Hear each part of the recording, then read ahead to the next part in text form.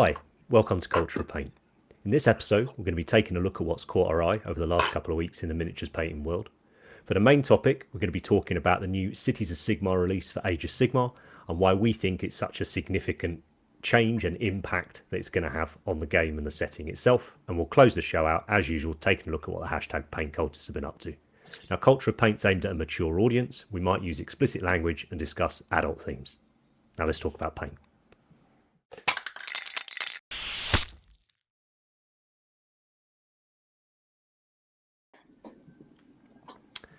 And we are back in. So, hi everyone, I'm Henry, and joining me as usual are Matt, Andy, and Rich. Hello, chaps, all right?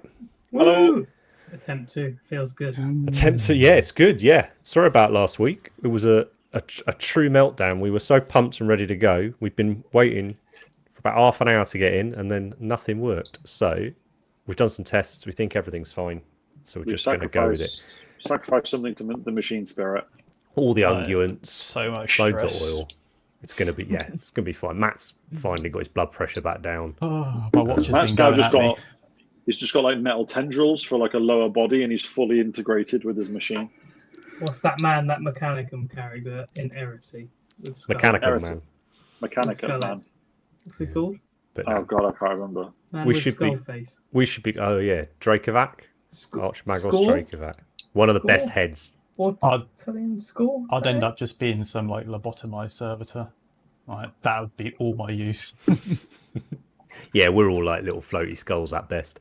Yeah. But we're just going to do everything we were going to do last week. So it's not really a new format for the episode as such, but we want to start doing these range reviews when there's something significant coming out, largely for Games Workshop, because it's obviously a hobby we all enjoy and like playing and collecting and painting in.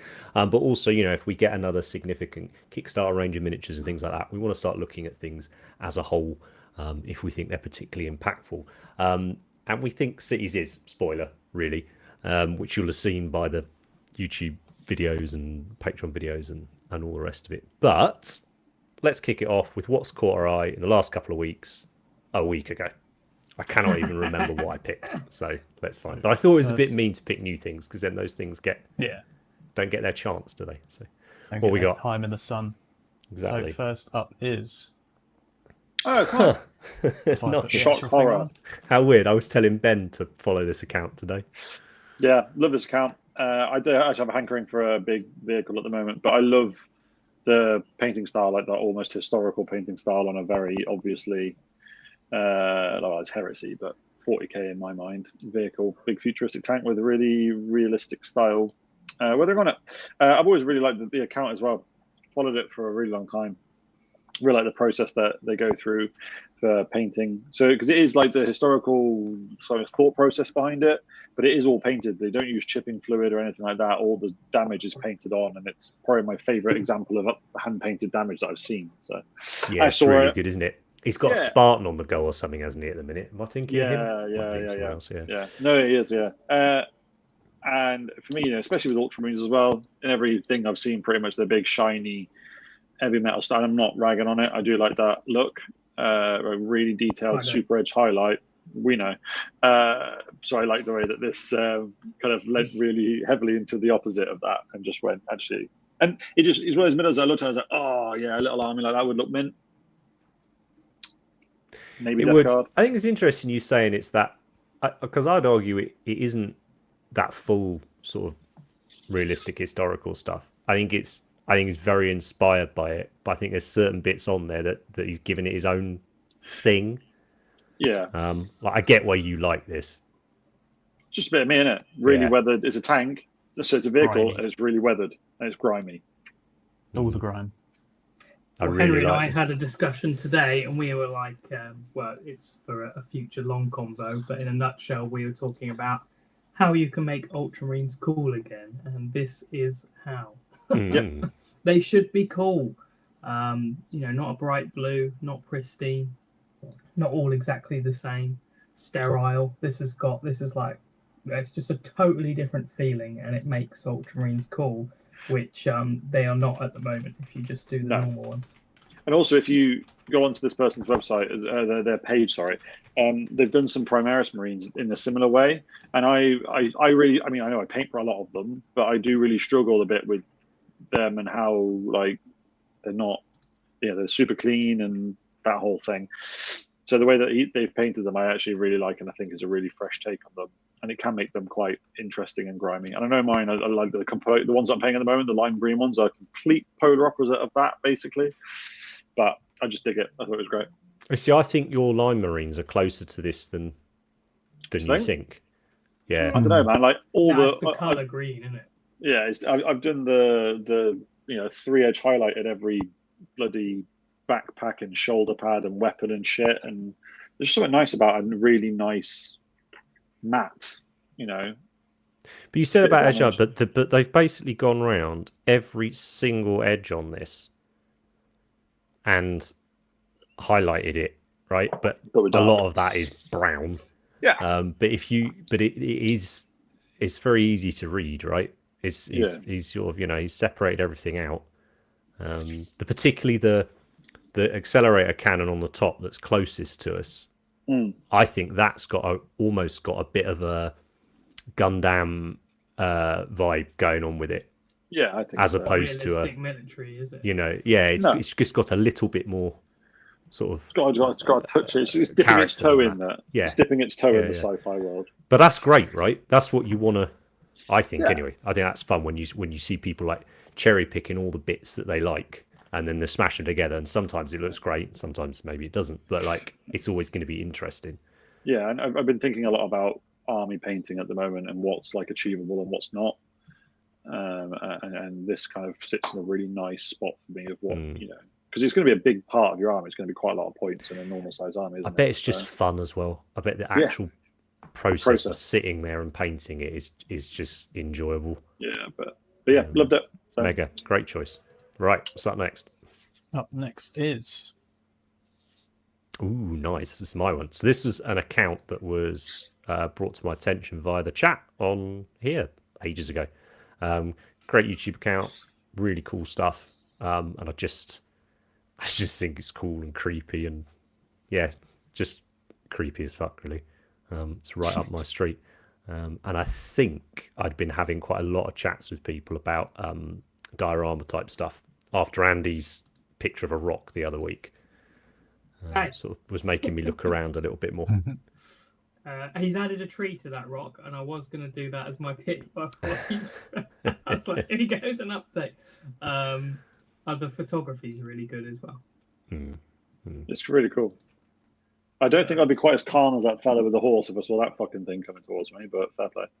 Just hasn't noticed it yet. Yeah, maybe he's got a bit of cognitive distance where like he can't see it because it's too ridiculous. Maybe he's stoned as fuck. That too, yeah. But yeah, so that was my enormous, gigantic, undead sloth monster thing. Nice. But yeah, really cool account. Really good one. Right, so next. I thought we all had to do Cities of Sigmar picks, but obviously not. It's going to be plenty of Cities pictures in this episode. I was like, Marine. I thought this was great. On 10 a.m. or every Saturday, the influencers unleash their latest thing they've been given and annoy some people and influence others. But I thought this was the coolest one by Richie. I mean, it's a shame he's been distracted from his Dante, but at least he's keeping his goals. Surely not, right? not Rich. Rich has been distracted by something. Hey, to be fair, he did a great job. This is awesome. And he's finished and it as well. Actually, this mini, I was like, not really interested in this miniature. At the Cities of Sigmar stuff, but then seeing his version of it, I was like, yeah, there's so much potential and so many things to paint on it with the fire and the amazing leather texture. So yeah, it's a really cool mini to paint on its own. I think super cool. That's nice, isn't it? And what do you think of the black smoke? Yeah, it's cool. I think it's the first time I've seen the sculpted smoke painted as just. I think it's more subtle than I've seen a lot of other people paint this model, which I really like. What else have you seen? The smoke. I've seen The leather.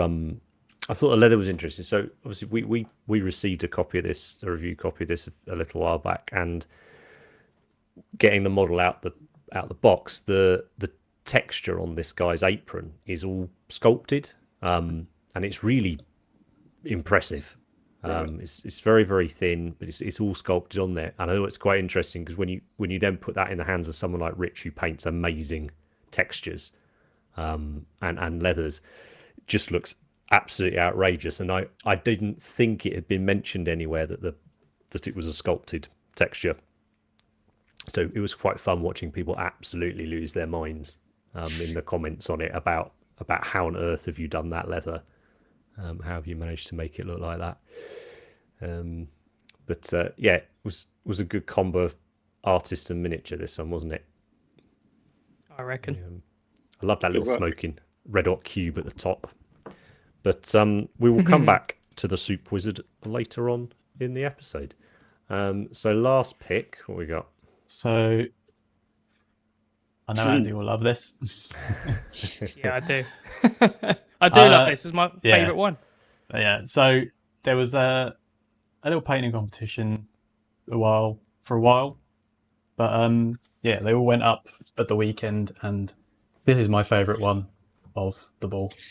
It's perfect. Same. Yeah. It's very cool.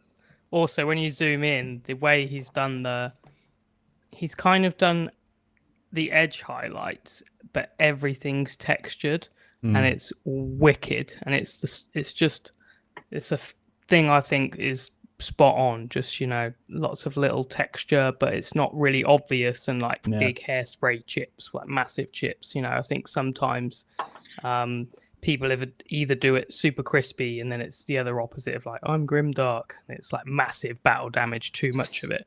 But this is cool because it looks like a clean sort of heavy metal job, but when you look at it, it is super textured, and I hope he does some Golden Demon entries like that, because it's just how I like my Marines, with that texture and stuff.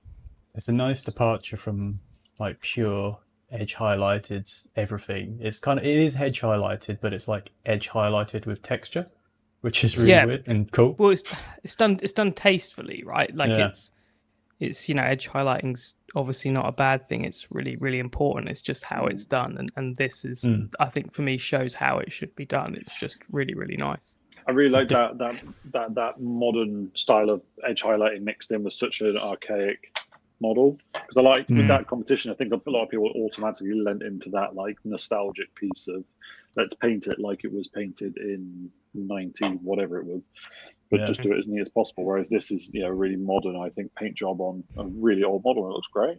It's perfect. Yeah, my favorite by a long way, I think. This was my favorite from the whole thing. Oh, there was another one though.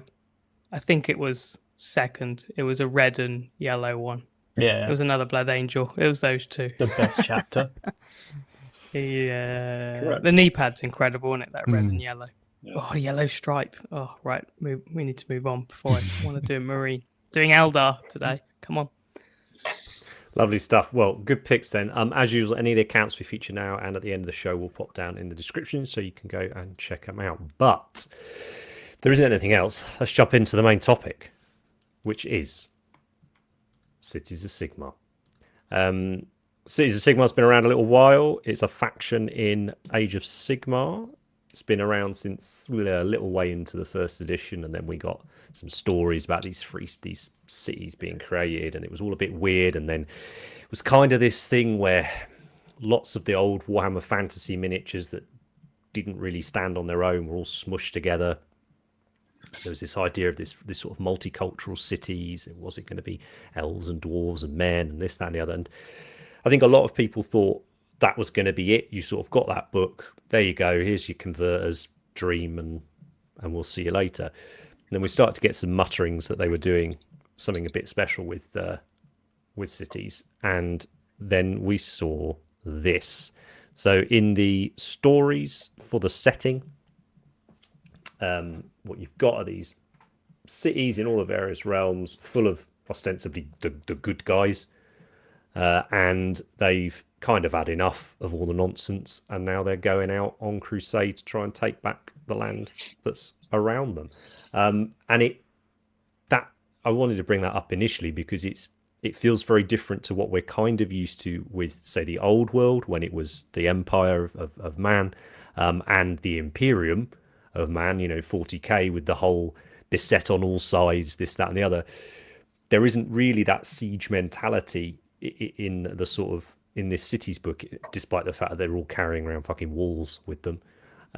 But it's there's very much this sort of crusading thing. They're going out and they're reclaiming lands that chaos has taken from them and stuff like that. So from a narrative point of view, it's quite a significant thing. It gives us finally the common person as the protagonist to sort of view the setting from, not some sky dwarf or thing made out of glass or Skeletor or whatever. It's some it's the normal men and women sort of the realms, and that's quite exciting for someone who enjoys the lore and the narrative. But from a miniatures point of view, they just went mad, right? So is that a good enough introduction to it? Does everyone get an idea of what Cities is? We could talk about minis now. Talk about painting. Most fluff I've ever read.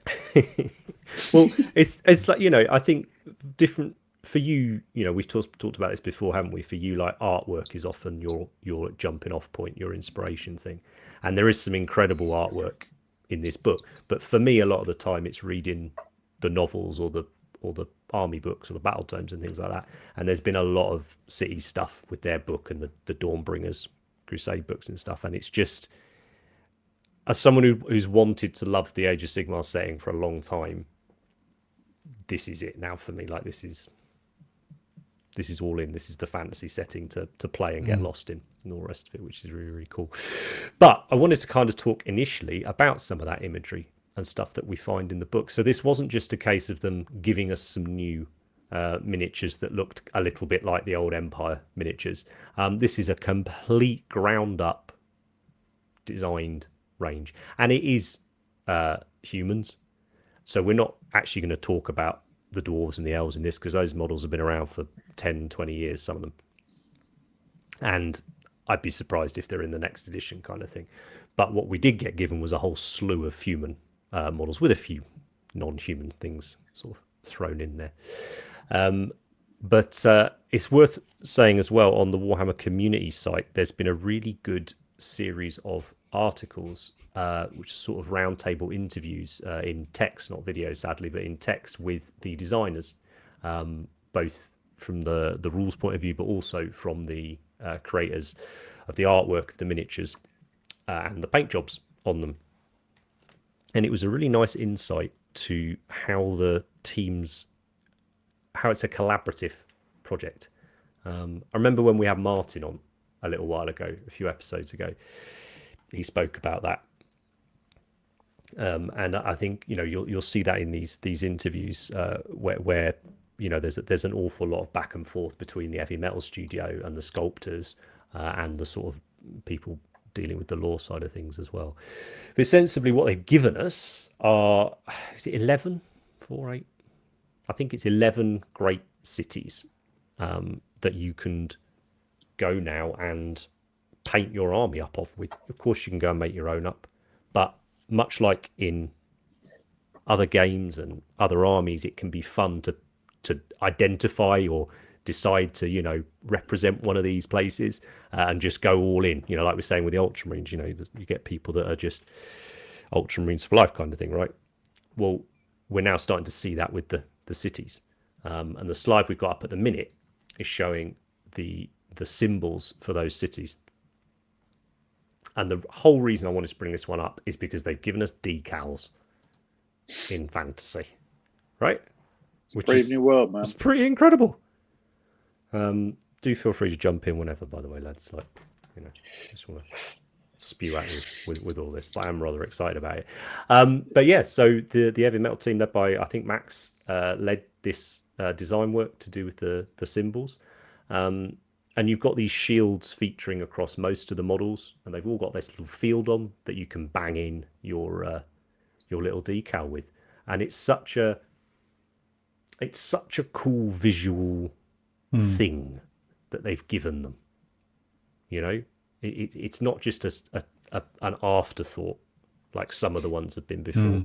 You know, there's so much has gone, you know, thinking about heraldry and how they can represent the city in just this one image. But then also, you know, as when you glance at these miniatures from 3 foot, which again I think is where this army is going to just go up a whole level. Like individually, incredible models, but wow, as an army, nice, like we're getting everything that you need all from the get-go. It's not being like drip fed. That's what I was going to say. It's so important because how irritating when you want to start a project and there's a huge barrier or there's just not the stuff you need to do it properly. And the box set is insane. Well, I'm sure we'll talk about it later, but you know, all the cards you get to play, that's one side of it. For you know, get all the gaming stuff sorted. But from you know, if you really care about the look of your army, it's all there. And I think it's kind of crazy that it is basically a new faction. It is an empire. It's a new faction from scratch, and they've done 11 cities. 11. It's not like, you know, the old Eldar Classic 4 or whatever. They've gone in with 11, and they've all got a great color scheme. But it's not just a color scheme. They've got you know, a symbol, and that's so important. And then you have a quality transfer.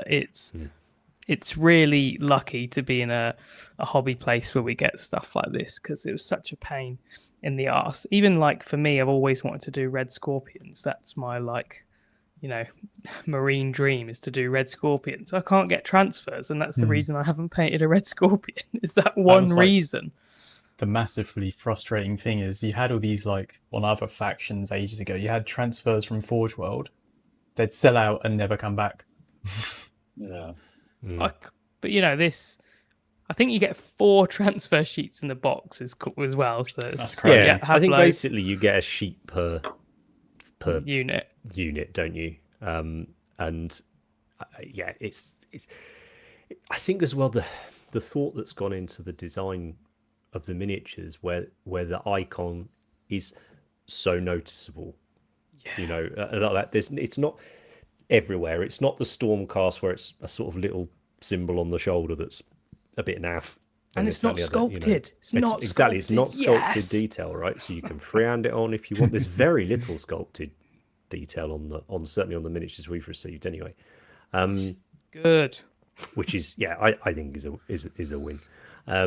But yeah, so artwork wise, a big inspiration, you know, a big thing for most of us, I think, when it comes to it. And the book is full of this sort of grim, dark vibe, atmosphere, whatever you want to call it. Like it's that classic Warhammer despair, you know, downtrodden, oh god, this is shit kind of thing that you just want to, you know, jump in and you know and get and just play in, right? And I think you can see this as well. I think again, it's what's impressed me is it's just it runs throughout the whole design process, from the stories through to the finished models, through to the finished armies. Like the armies look like, I think we've got a couple of army shots, haven't we, in the slides, but in the book itself, there's tons and tons of these sort of diorama style photos. There's very few of that classic, you know, just model on a blank background thing. There is artwork on nearly every single page, you know, and not just a little scribble, you know, serious pieces of artwork. And then when there isn't artwork, there's usually some cool picture like the ones we're seeing now on screen. And it's just, I love it when I feel like I could show someone new to the setting something and they'd get it. I think it's amazing, like that. I mean, they do lately. It feels like they do this a lot more, but it feels like the miniatures match with the artwork.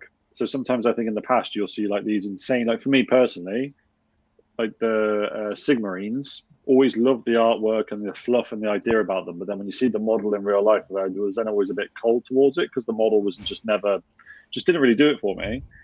But with these, the artwork, like look at that bit of artwork that's on the screen at the moment. That's the one. The miniatures, like they are of a equal level with that artwork, I think, which I think helps you immerse yourself in it a lot more, because there's nothing wrong with like loving the idea of a setting or a faction or something that you want to do with them, and you're inspired by this artwork or this bit of fluff that you read, and then you get the model and you're like, yeah, it's not really exactly what I wanted it to be. Whereas in this, it's probably, if anything, and they're even better.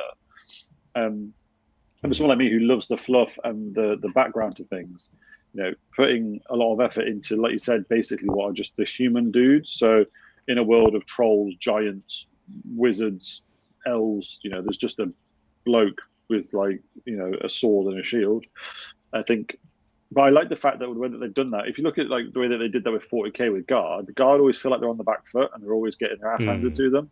Whereas I like the fact that the humans in this, just the bare bones humans, are actually going out there and getting after it. They don't have to be like Space Marines or Sigmarines to really like make a difference or really get stuck in. They're just people. And it's just such a good release.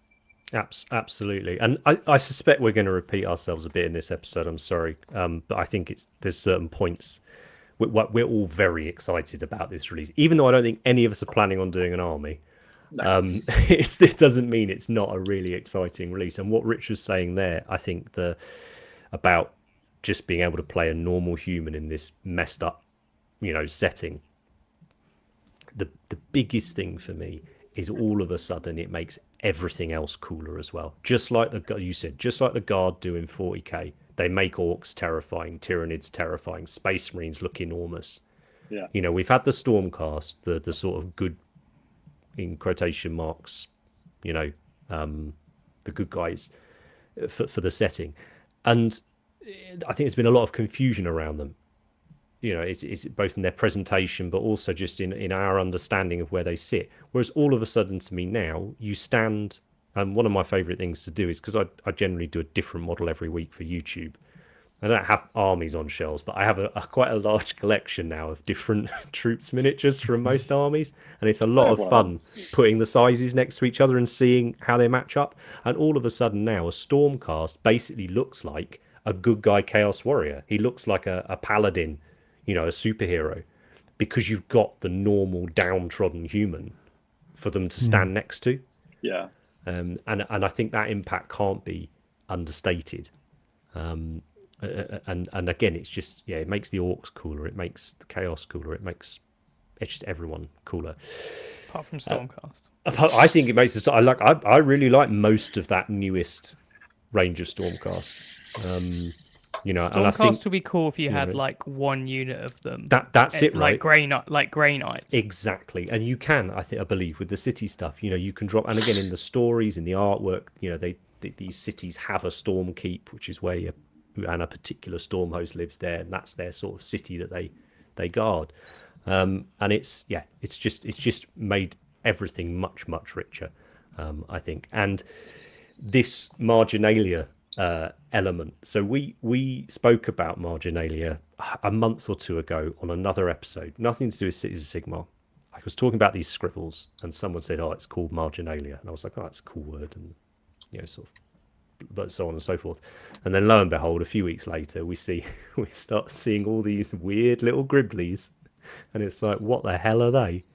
And it's this wonderful idea of these bizarre heraldic type entities just exist because there's this weird Gestal energy going on in the Cities of Sigmar.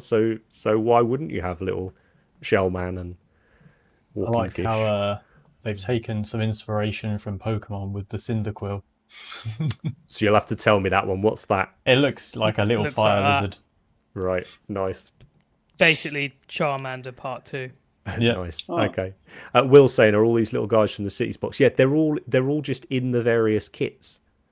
There's a lot of them everywhere.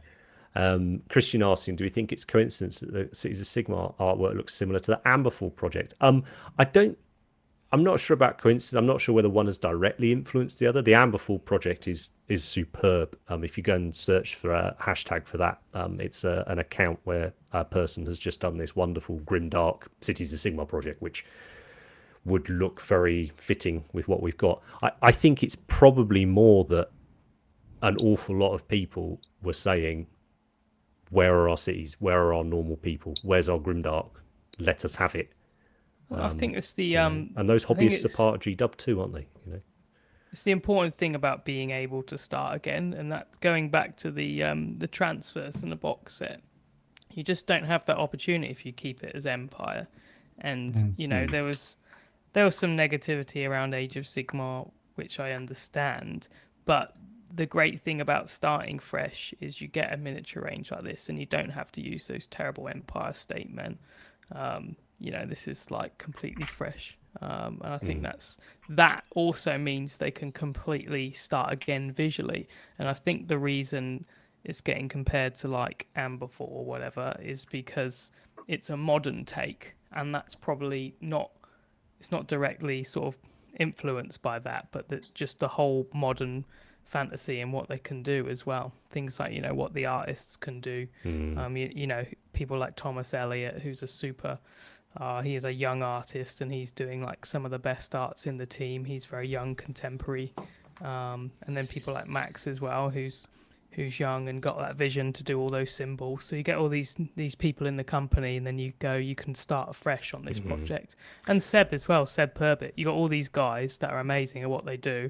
Hey, start a range from scratch. You don't have to make it look like this old turd. Interestingly, well, it's interesting. They said in one of the articles that they're glad they've done it now because they're more equipped now. Yeah. To create something really amazing than say if they'd done this when the Cities of Sigmar launched 8 years ago, or whatever it was. Well, they couldn't have done it when AOS launched because exactly right. Look at the improvement, because look at the Stormcast V1, which I don't like, but remember when they did the single Sigmar man with the spear, and it's got those better proportions. Yeah. And we were like, whoa, okay, and that totally changed Stormcast, and I think that's where their new mindset must be. Yeah. Because now they can do more realistic looking minis, and that's what makes Cities of Sigmar so good. So I'm glad that they waited this long to do it, because it wouldn't have been that good. Interesting. You were going to say something, Matt. Sorry, mate. They did do a interview on Warhammer Community with the creator of Amberfall last December. Yeah. It's a really good article. But these minis would have been made years ago, right? So, but I think just lovely. We were talking about the symbols, and we kind of glossed over the army shot. But when we looked at that first shot, and all I could see was the symbols, not that one, the other one. There was another one where, you could just see the symbols on the banners and stuff like that. Yeah, just look at those banner, shield, shield, shield. So cool. It's such good design work, like across this set of miniatures. Here's the space you put the transfer. Here's a transfer sheet. It's not just for one faction. Oh, it's for all these ones that have all got a cool symbol. We'll even tell you how to paint it. Got all the schemes. Everyone's got fluff. Wow. I've got to amazing. Say, we'd have loved to have done a lot more cities videos for YouTube and stuff, but needs must. But in the army book itself, there's actually a lot of really good painting tips and guides. I got to say, I've been impressed with these Age of Sigmar battle tomes. The last couple, the Seraphon one and this one, they've just been lovely books. There's loads of background. There's loads of amazing artwork, and it feels like that.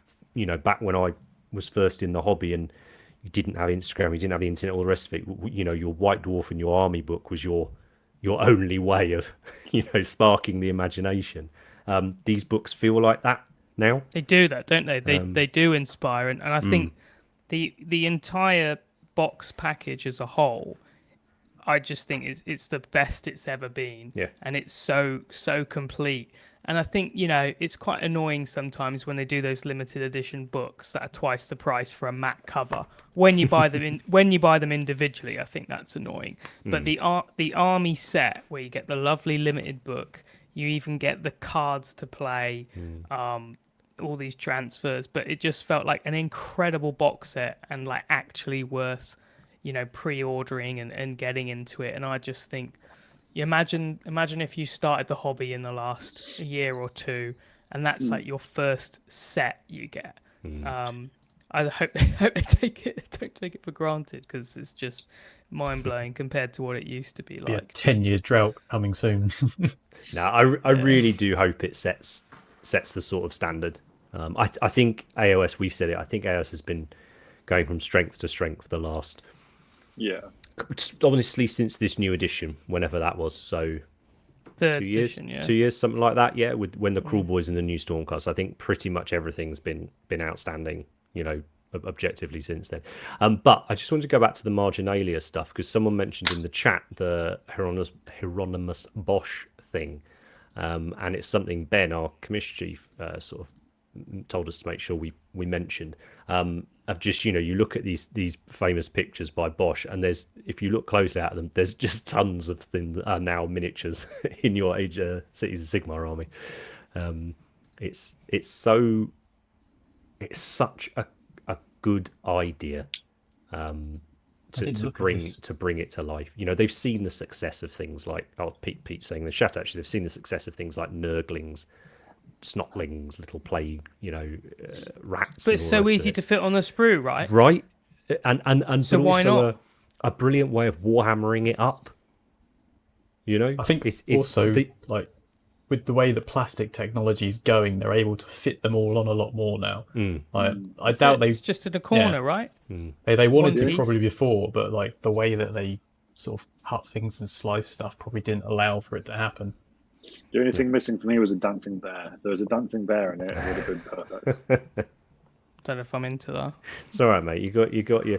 Well, maybe you'll be allowed the dancing bear when the old world comes out. Depends if they're telling you to play with your 20. Oh, what about Kislev? I think we're actually going to get Kislev, aren't we, with bears? So you'll be all right. We'll see. But that's sort of worth talking about a bit. Is the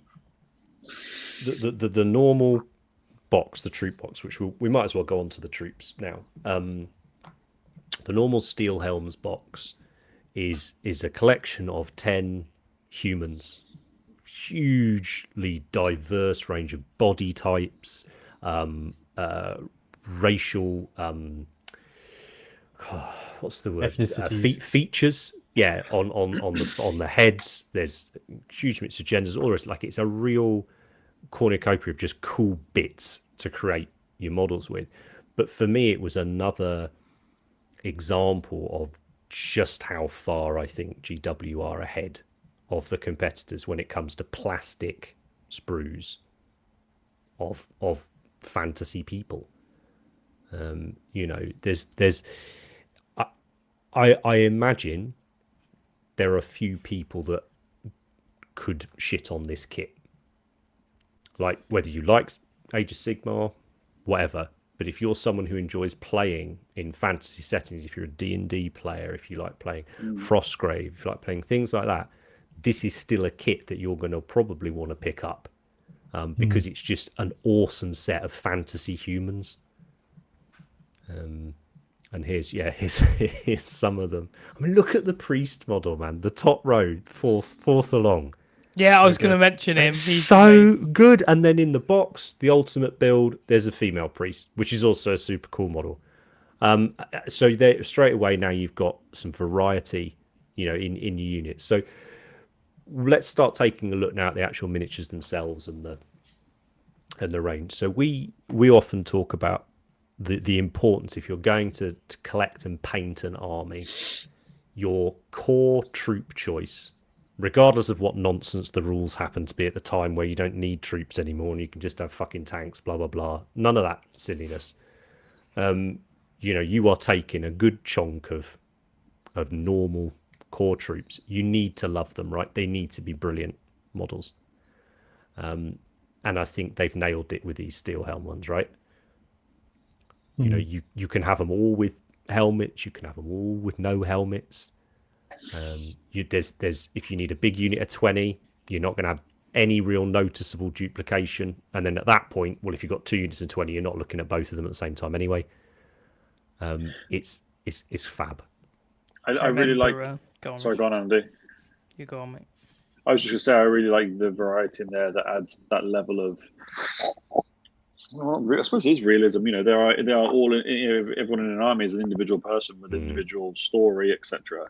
And if you go back with Games Workshop, a lot of the very basic troops were very generic, and there was lots of very close copies to them. Whereas with this kit, the personality, I think you can really come through in those, even in those basic troops. Like it's quite easy to put personality into like a HQ model or a great big monster or something like that, but to have that level of detail in like the way that they've sculpted them and painted them, from your basic dude that you're going to have 50 of to like the characters that you're only going to have 1 of, I think is a really great thing for an army. It makes everything, every model in the army almost like a character model, and you might not paint them to like a character model level, or the detail might not quite be like character models, but for me as a player and collector and painter and whatever, that's something that I really like and that I really look for is, you know, some substance to the things that you're painting. They're not just soulless, you know. Yeah, that's my 2 cents. What are you going to say, Andy? I think Henry's frozen, so I'll chime in. I was gonna say, I remember me and my friend got back into the hobby when we were like in our teens, and we did 40k, and then we are like, right, let's do fantasy, and he was doing an empire, and I was building my obviously high elves, and he was building his Empire State Troops, and I looked at them and I was like, "This is absolute junk. What are these these silly trousers?" And he was painting a quarter scheme with skull white. So he's getting his skull white, trying to do these quarters over these terrible trousers. Yeah, I just thought those models were no good, and yeah, compared to these, it's just incredible. And I'll probably repeatedly go back to old stories. Because I'm just blown away by how good this box set is, and you know, having done the hobby for a long time, always have to think how far it's come, and this box set for me is a massive symbol of how far Games Workshop have come, because it's insane. They're crazy. The fact that they can do a normal troop box set that's this good, right?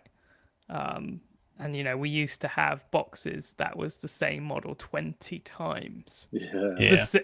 You got 1 model, and it was 20 of them. I think even with like having 2 boxes of this, like the variations between them all is just going to be so many variations per box that you won't even get much replication across multiple units. You won't notice it. No. I like the fact there's a big chunky fella in there with a beard as well. It's like me in the future. You could name them all, couldn't you? And then you could remember them because they're so individual. That level of detail for me is so appealing, or like that level of creation around your army or your kill team or warband or whatever it is. It's something that really appeals. And I think, like you're saying, the fact that they're all individual people really lends to that. When in the past there was 20 of the exact same model, even if you named them, it didn't make any difference. And even just the nature of the models, I think, really lean into it. So like Stormcast and Space Marines, you know, they're still the same stuff. There's not really a lot of difference. They're faceless, aren't they? They've got helmets. You shouldn't be able to see their individuality. And that's the difference between those who are seen like gods to the normal humans. They're seen as gods and stuff like that. These are just farmers or butchers or fucking bakers, and that happen to be wearing armor today and going and fighting. And I love that level. I think as well, like it allows you to just paint them quickly to play with, and actually it doesn't make too much difference to you if they're this individual. But if you want to go all in and spend forever on them, then you can, right? So it's just for people that care about that stuff, you can do it and just adjust to your hobby, really. Do you think that would be Sorry, I go was on, going to Matt. say, I think Henry's back. Is he back? Hello, hello. Hey, Yep, back. there you are. No idea. No idea. The warp is fickle. It's that purple light draining all your lecky, I It's reckon. the heat, mate. It's the heat in some shitty extent. I was just going to say, you mentioned about like the level that you could paint them to. Do you think? Question for you, as I know none of us are doing this as an army. Do you think that would hinder you to paint them? That they are this detailed and to this level? Like I would be. That's one of the reasons I wouldn't do it, because I would paint them, and unless I literally spent about 2 weeks per individual foot soldier, I probably wouldn't be very happy with them. Yeah, there's a lot of detail on there, but I don't think it's overdone. it's all the same though. It's the same detail, so you can batch them. It would be easy to do batches of them and not get fatigued, I think. You'd have to do the faces on, like, ideally the faces separately, I think. And one day you'd paint a batch in one tone, and then maybe some more like that. But you could also just paint them all the same, because who cares if you want to do it quick? But that's what I mean. Like it's nice that you could. Henry did a speed painting video for these. It, isn't it? Is I think when we first saw them, a lot of people were quite intimidated. Of like, I've got to do how many of these things for an army, blah blah blah. But actually, having painted up a bunch of them, bunch of testers, and then ones for the video, the models paint really easily. Everything's really clearly defined, and whilst they're not identical to each other in that they haven't all got a pouch in the same place and this that, and the other, you can break it down into parts and therefore batch paint really simply. And I think if you nail the faces and the shields, you don't have to do much else. If we, I think we've got some slides of the other sort of key foot unit, which are the Fusiliers, which are the ones with the even bigger shield and the rifles, or whatever they're called, fusils, I suppose. And that they appear to be similar, in that when you glance at those models, what do you see really? Shield, faces. So take, if you want to just smash it out, base coat, wash, maybe one more highlight on the faces, they'll still look fantastic at a 3 foot distance. But if you want to spend a year, or basically the foreseeable hobby future, building your own Cities of Sigmar army or collection, you're just going to be happy, because every single miniature, it tells a little story, but it's not taking you 12 hours to paint. You're not having to paint an army of character models, right? Well, it's done for you, really. Like right. You're getting extra narrative, but you don't have to paint them that different, really. So they just you build them, and the bits on there, you go, oh, this guy's got a head scarf and none of the others do. I'll quickly do that. So there is more time having to be spent on those things. But I think you were off when I said it, Henry. But I think almost it's the heads that bring that individuality. So you have them you have them separately, and maybe that's where you invest time. 100%. And that's where they look different. But imagine if you batched all the bodies with no heads, then it will just feel like normal army painting. And I think when we discussed what are you going to do in the videos, and we talked about, well, you base your colors, and because you want it to be murky, actually that thing of washing everything at the same time works, especially when you've got something like black trim, yellow, silver. A brown wash works for all of those things. And so there are ways that you can make these quick. But I think having the option to do something quick or invest all your time is cool. So it's not easy to achieve, I don't think. Like there's plenty of GW ranges that don't achieve that. And I think I feel like there was a lot of pressure on this range to be good, more than good, really, because I think it has the potential now to be, as I said, the center that all of Age of Sigmar revolves around now. Is these cities, is these normal human characters, and I do think they nailed it. I think the Cities of Sigmar kind of had a little bit of stink on it from the first time when they did it around, where it kind of felt like, okay, we don't know what to do with all these random kits. Right, Well, yeah. The leftovers. Yeah, you don't have enough for an army, but we kind of want to keep selling it, so fuck it here. We're all going to be best mates and hang out in like a frat house. Yeah, and everyone was like, "Oh, you can still do Wood Elves, Andy. Just do Cities of Sigmar. What, I can still have this one unit." But this is a really nice sort of final, almost final slam the book, you know, on including the old stuff. Yeah, in Age of Sigmar. I don't think we'll see, like you said, I don't think we'll see that in the next. Or if we do, it would have to be. I love the idea of them including different races as units. So that's what I was going to bring up. Yeah, like that's what I was going to bring up now. Would look amazing. Oh my god, dwarves from scratch. Right. Yeah, but in this sort of armor, can you imagine? The whole like Ankh-Morpork multicultural city was really appealing, and I'm a little bit sad. But I suppose we did see a couple of ogres. Means that there could be some more, you know. But I would have loved it if the big cannon had been crewed by at least one. You could still get dwarves as a sub faction that go with you can, cities, and they don't look wildly out of place like the Dark Elves do. But I think it's that would be my only wish that there had been, which is maybe a tiny bit more, you know, of introducing some elves or some dwarves or something. But hopefully, you know, it's something we see in the future. Now, the last slide we've got on here now is the last sort of core unit, for want of a better term. And that's the Cavaliers. So your knights.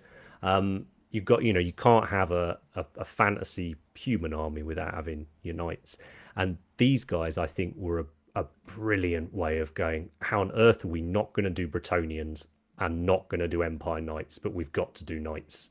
Yeah. And they got and I think they've just nailed it. You know, they're all these individual characters, you know, most of them, you know, rich people's sons and daughters or whatever's. And you know, they're I really like as well in the background, most of the people want to be in these Dawnbringer Crusades. They're not getting press ganged into it. You know, it's they want to be there, which is really cool. And a while ago, someone asked in the chat, it's when my internet shit the bed. Is there much compatibility between the steel helms and the new knights and other human kits? Yes. So the building of them, the head is a simple ball and socket joint. Now they do have their sort of it's not a ruff, but they've got quite a lot of cloth around their neck at the bottom of the ball joint. But that's on all the models we've had so far, so that's easy to swap in and out. And the arms, you know, the arms work in any combination on the steel helms and stuff as well. So there's infinite variety really. And the nice thing with the knights is if you wanted to theme a unit of knights where they all looked, you know, like they have the same symbols, similar helmets, you can do that as well. You just got to, you know, swap some bits with mates and stuff. What's all this wood elf chat going on in the fucking? They're giving me shit thing here. Oh, well, if anything to deflect from Matt's facial hair, we'll keep going. Well, to bring it up again, there's no need. So, maybe I'm still scarred by painting Bliss Barb Archers. That's a great example, Pete, in the chat of a terrifyingly intimidating basic troop choice. Gnarly. That you've got to do, right? I remember buying an awful lot of the Tzeentch stuff when it first came out for AOS, and I just got intimidated. I got too intimidated. I had to put it away. I was like, I can't do this. I'm not going to get an army this done. It's just too much to do. So yeah, again, absolutely nailed it. You like the horses, you fans? Not your cup They're of tea? my least favourite unit, I think. I think they're one of my favourites. Shock horror. Expand, elaborate. You go first, Rich. For me, it's a really iconic unit, like you said. You know, if you're a human in any sort of fantasy, high fantasy or low fantasy setting, there is some sort of heavy cavalry involved. And I agree with what you said. It's like, how do we make these, you know, their own unit without leaning too much into what Bretonnians look like or Empire? And I really like it. They've almost got, for me, like kind of like a Middle Eastern style cavalry aspect to them, which I really, really like the different ways that they've done their armor. And it's obviously very exaggerated armor, but I really like the fact that if you look at some of the detail in the armor, they've really gone and looked at real world armor types from different ages and kind of created this, like, they've taken bits from the real world and gone, okay, that sort of era, because if it links, not to get too nerdy about it, but it links to, you know, they're just starting to use gunpowder weapons. So it's like that kind of era in our real world. You can see in them that that's, for me, what they've used as some of their inspiration for it. And I love that thought process behind it. And I really like a cavalry unit. I think it's, like you said, a good way to spin that narrative of the richer people who are out there fighting, not just the peasant folk. So yeah, I just think it's a really good addition. And I like how the models, you can basically paint each one of those as a single fig. It's great. And again, well, someone's saying in the chat they're not that big a fan of the diamond shape on the barding, but I think I mean, it's pretty obvious why it's there, right? It's so you can bang on your symbols. So yeah, I think it'll be interesting to see what people do with the thick ponies, as Dan calls them in the chat there. Yeah, I don't think they're. I don't love them. I think they're. I thought they flew together. Favorite. They absolutely flew together. Like, I think the barding design's a bit like, they look like steam tanks with legs stuck on. So interesting. Someone's saying that in the chat they look like tanks with legs, and I guess that's one of them things, isn't it? That probably is deliberate, but is a bit Marmite. If you look at like historical heavy armor for horses, they literally made them into tanks with legs, almost like full bodysuits. It's just not quite there for me, and that's me being very critical, because the range is amazing, and I'll go through the kit and I'll go 10, and then there's those I'm like, the legs aren't quite spot on, but that's being very critical, because we can't be all praise. I'm going to absolutely praise like these all day long and be really nice about them, but yeah, just the horses, not quite there.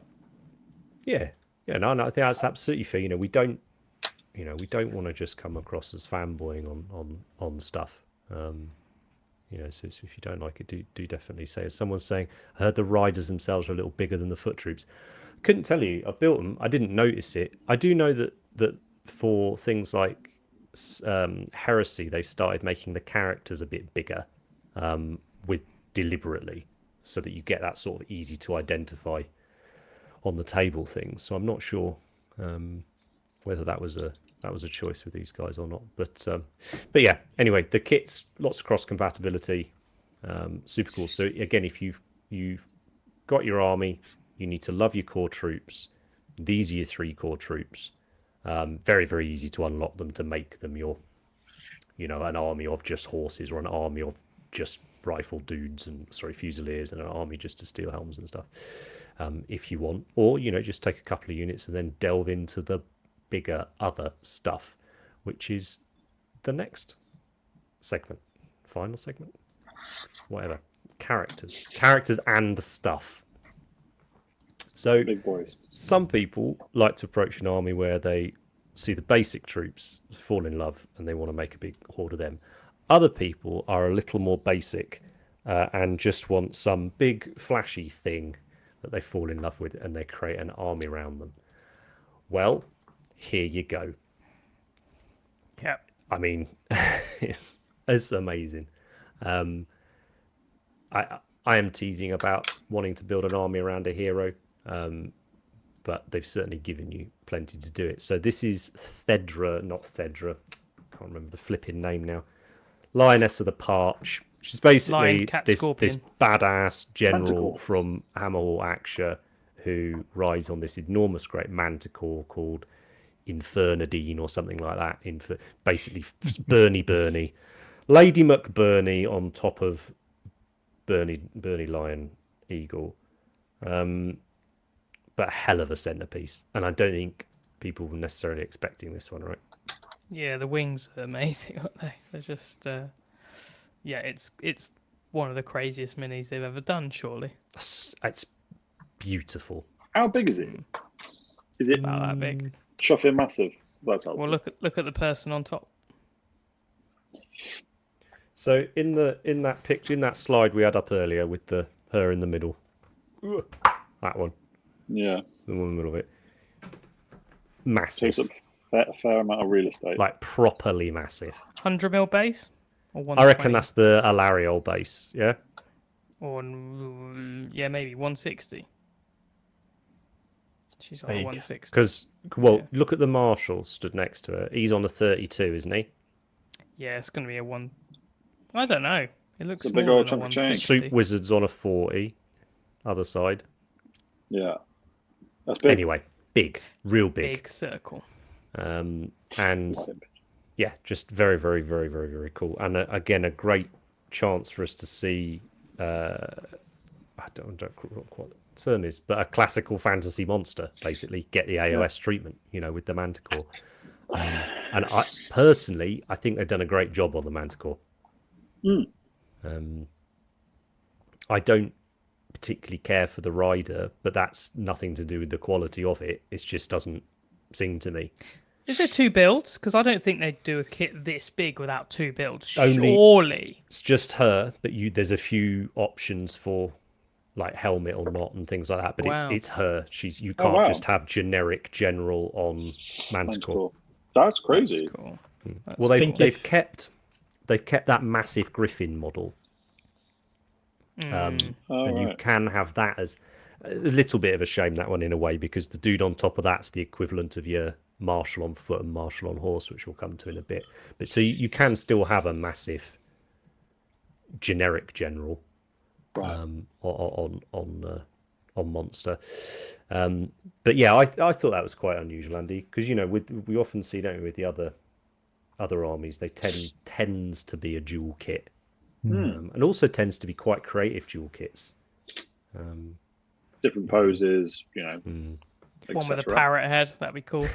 But I'm not mad about them just going all in and making it as good as they can without having Yeah, to. well, like Alariel, right? Or yeah. Teclis. It's just, yeah. Are the wings on this one piece? Don't know. We haven't got I it. reckon.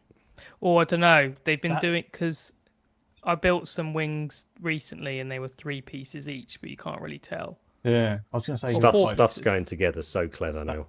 that is like crazy undercuts if that's like one piece. I don't know how they would It do won't that. be. Yeah, because Selenar's wings are in 4 pieces and they're brilliant. There's like a hollow bit and then like a bit that overlaps to cover that. So It's just crazy what they can get away with now with the designs and how they slice things. Like they need to like do a proper tutorial, like a proper Warcom article about how cool that is. They probably won't though. I guess keep asking for it. But it's I want to convert it to a high elf. a Manticore is always an evil mount. Oh, there we go. Well, I mean, I guess if you're an orc, this lady's pretty evil. Yep. But do Just a matter of orcs perspective, right? do orcs think in evil terms? They just think good fight, bad fight. I reckon heard- Cruel Boys do, mate. I reckon Cruel Boys are your smart ones, aren't they? They get it. They can differentiate. But yeah, how do we feel then? Centerpiece. Now, this is what I want to talk about. Centerpiece model. See, I'll be controversial on this one and say I like this one, but it's probably not my favorite in the range. So as Andy was with the cavalry, for me, the range that you get up until this point, I like the fact that they're just dudes and horses. Yes, 100%. Absolutely. You don't agree need with this, do you? Absolutely You agree don't with need you. it. Yeah. I like the fact they're just people. I don't mind there being like a cool centerpiece model or like something a bit bigger, like like the big troll guy. I love that model. But for this, it just steps, because for me the Cities of Sigmar stuff is quite low fantasy, isn't it? They are people with swords and shields. It's not Wingardium Leviosa orcs or anything silly like that. So this just tips it a bit too far into the high fantasy for me. I think Interesting. if they keep it to a minimum, like this one and maybe one other, it'd be like rare. Like that makes sense. I like the idea that they're just people. They don't have manticores, they don't have dragons, they don't have all that kind of shit. They just have lots of people and the occasional like subhuman, like the troll or something like that. I want them Outrageous. to, Maybe a to build- troll doesn't consider themselves subhuman, Rich. True. I'll try not to. Please don't cancel me. Well, it's cool. You just don't have to have this model, right? Nah. I think it's great to have the option, but yeah, it's you could just do the dudes. But yeah, I think it's cool to have a centerpiece option. I love a centerpiece, but it's for like later down the line, right? Like the end. So, but people could always convert their own different beast. I think because obviously this lady's for, is it Hammerhall Aksha, yeah, for that faction. So maybe you're like, well, she doesn't work for my faction. You could convert some other beast, and do it to your taste. But I just want white lines of Krace, whatever they're called. Well, give me a high elf. I think I slightly disagree with you, Rich, on your reasoning. I agree with you on the sentiment of it in a way. Like I don't know that the army needed this centerpiece. In that it almost feels more like the sea of people is the thing. Yeah. But the flip side is I would absolutely love to see a dragon in there in the future, and I would love to see other critters and things like that, because I think again just how these guys make Stormcast look heroic and orcs look terrifying, banging in a few big fantasy monsters again just helps reinforce to us that these are little people and they are in this terrifying world. It's why I'm really looking forward to seeing the Cities of Sigmar armies with, say, a unit of Stormcast in amongst them and stuff like that, just to, or maybe a couple of those Stormcast Dragon Riders, just to bring it further into that AOS setting, which has gone more high fantasy, right? Yeah, absolutely. Which is cool. Chris is asking in the chat, Rich, what would be your low fantasy centerpiece idea instead? Something like I know there's like the there's like the big cannon, but like a giant trebuchet or something like that. That's Bretonians, mate. Yeah. Well, trebuchets aren't just a Bretonian thing. Trebuchets are a thing, aren't they? We showed the little Bretonian model earlier, didn't we? The flag moving boy with a portable pub. Nice. Or or like a big a new version of the steam tank, something like that. I think would be cool. Something made by humans, I think, is the thing. Hovering steam tank. No, nothing. No more hovering vehicles. Grav steam. Yeah, steam grav. Yeah, something made by people, I think, is the kind of the thing that I'm going for, because I kind of like everything up to this point is kind of like an industrial feel to it, like the big shields, the big guns, all that kind of stuff. I would like that. I just like that theme, so that would be something I would kind of grounded in your everyday person reality. Yeah. Isn't it cool though? They did a different monster because we've had dragons. Yeah. They could it's that's even cool. if you don't want to include it in this army. It's cool. It's a completely new monster that we've not seen. Yeah. It fleshes out AOS further, doesn't it? Yeah, and I think it's an incredible model as a standalone piece, or as like a GD entry or something like that. It's insane. Like the rest. I wouldn't want it in the army either. But well, when let's it sits talk in with the about army, it it's not for me. as a model now on its own, then, rather than how it sits in the range. I believe it was Anya who painted it. Someone told us. If so, amazing paint job. But someone just mentioned in the chat that they don't really care for the size of the throne because it makes it a bit hard to see the person. Yeah. So when you look at it, you see Manticore, you see throne, and then somewhere in there is it ruins the hero. The silhouette, I think. So what do we think? Yeah, like the back of the throne's pretty cool. There's this whole really grim thing they've got about keeping like the like the finger bone and the heads and the bits of old saints and generals and family members and stuff as reliquaries that they carry around with them, and the throne's full of it. But yeah, do you think it's a sculpting? Do you think it's a paint thing? Do you think it's a color choice? I think this, like I said, you can't make out the silhouette of the person, so I think that's what I'm not a fan of, and I think it takes the height up too high. I just think it draws you away from the focus of the lion and her, and I'm just imagining it without that back piece, and it just changes the composition quite a lot and draws the focus in a little bit. But it's going to be such an easy conversion, right? You just don't put it on, so it's kind of cool that it's there. I think as well, the height of that chair is it's taller than like the lion's head and halfway down the leg, right? So it's like proportionally doesn't quite do it for me. But I will save judgment for seeing it in real life Sure. because it could be different. But yeah, I think I would like the model a lot more if she was sat down and lower, you know. Adam's saying in the chat, I think he's possibly won it for you here, Rich. For the centerpiece model, it would be one of those stag do pedal along bar things, but with a massive catapult on top of it. That's more like it. So that's my kind of then thing. you'd be happy. Low I saw one that fantasy was like a giant siege engine or siege tower or something something like that would be really cool. Well, let's move on to the next character because we've got a few to get through, and I've just seen what the time is. So this is your other special character in the book, the Pope Mobile, as it were. I think this was. Oh, that's my compressor. That's my compressor. Been airbrushing today, mate. Just about it got a leak, mate. That hasn't been on for ages. I was going to say, yeah, I think Martin painted this one. I was chatting to him about it. So yeah, this is sort of the Cities of Sigmar are largely broken up into the sort of slightly more secular military side of leaning people, and then you've got the cult of the wheel, which is the basically the Sigmar religion, and this is their pope basically. Bizarre carrying him around. Well, I mean, she's there's on the back of her throne is basically a dead version of her. I think it's her predecessor, but it's such a, I think, brilliant addition into the army because you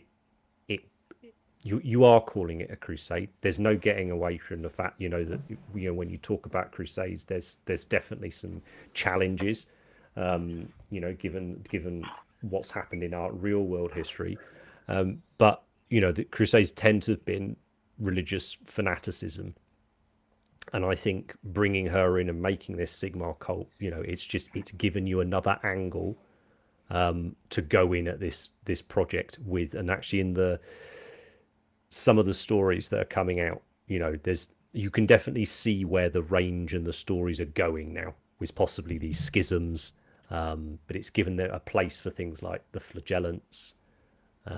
It's given us a source of friction within the faction, and this cool model that I just was not expecting at all. Like first time I saw this was when we had the book. I was like, what is this? It adds a lot of kind of story to the army without having to read any story, right?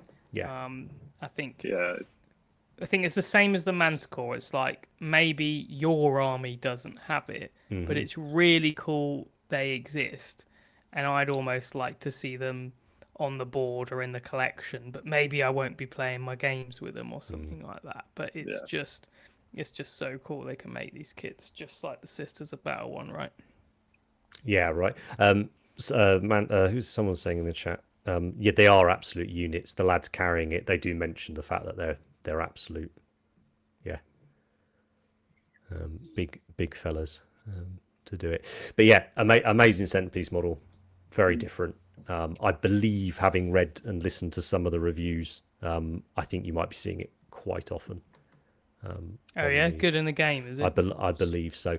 Right, someone's brought up in the chat. I was waiting for the right time to talk about it because you can't pussyfoot around it. We've always talked about the old world coming back. We're seeing the odd new miniature. All the photos we've seen appear to be showing us that the miniatures we're going to be getting for it are ones that have been around for a few decades, if not longer. Bretonians and Empire and stuff. There's been a few things from this city's release, this being one of them, that have felt like a real sort of get with the times granddad type thing. Like it's, oh yeah, your Bretonians were nice. Bam. How'd you like this? It's I don't know what the deal is between the weird main studio and specialist studio thing, if there even is a source of friction between the two, but it seems a bit odd that this is coming out now when we're expecting Old World to be out in the not too distant future as well, right? Get unhyped. That's what I'm saying. It's challenging. Yeah. I think Old World's just going to be that nostalgia trip. Oh, I remember playing this 20 years ago, and I'm playing it again.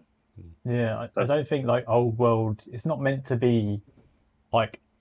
It's just a thing they're doing because people were so upset. Yeah, basically, it's not, and not actually because gonna they be... can make loads of money out of those kits that already exist, right? Yeah. We'll talk about Old World as its own episode, but I did just like it for me, like this model and the ammo lad from the Fusiliers kit, you know, with his flag and his ammo, just like very they feel like all the cool things that I love, or many of the cool things that I loved about things like Britannia and whatnot. I just think that. Sorry, mate. No, you go. I think it's really great they're going to bring Old World back so you can play it if you want. But I am not interested unless it's a set as good as this Cities of Sigmar set. Look, if they did Wood Elves box set, every single miniature's brand new to the quality of Cities of Sigmar with a book in a big set, I'm all in. I'll quit everything else. But it's not. It's going to be all the old junk and then the odd resin thing probably.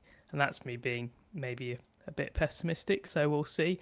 On the flip side, the Bretonian horse we just saw, the unicorn, was fantastic. Amazing, right? Yeah. Amazing. And we will definitely be talking about those miniatures, you know, when we get them, because, you know, we're big fans of that setting. We've painted a lot of stuff in it, so we will see it. What's the next one? Mono No Way. If you're not particularly interested in Andy's opinion, mate, you might not terribly enjoy the show that he's a large part of. So you know, whatever. What's up next on the slide? The Suit Wizard. Here we go. The Warforger. Get the name right. Got the book here. But yeah, a cool new wizard model. There's right? a steam tank in the back.